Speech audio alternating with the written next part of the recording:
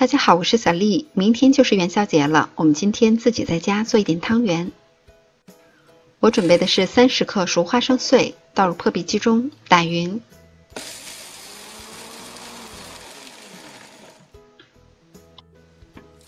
80克熟的黑芝麻，50克白糖放入破壁机中打碎。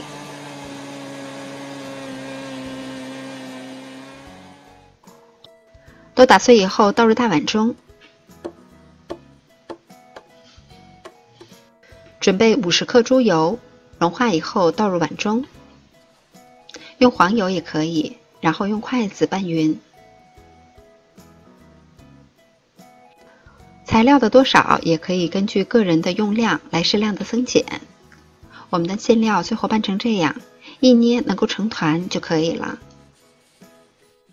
把它揉成大小均匀的小圆子，都准备好了以后放到盘子中，可以放到冰箱里边冷藏1个小时以上，或者是放到冰箱里边冷冻都可以。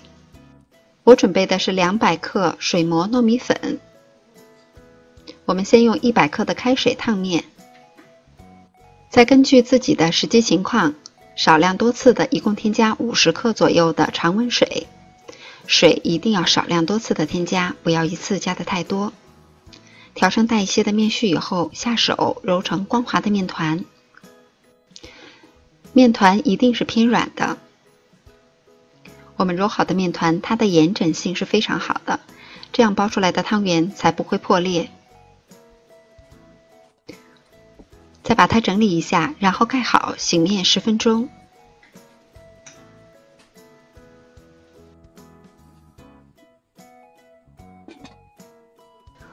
面醒好了以后不需要揉，直接搓成长条。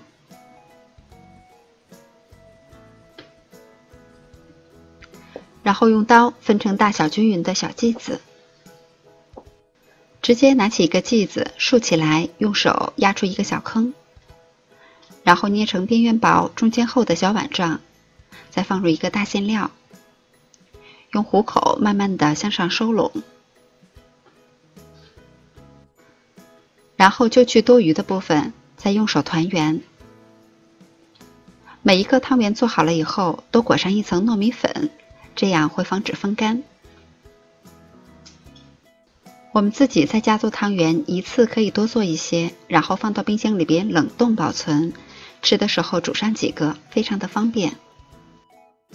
我们先来煮几个尝尝。锅中水开以后下入汤圆。我今天做的是大汤圆，在煮的过程中要点2次凉水，这样煮出来的汤圆会更加的劲道。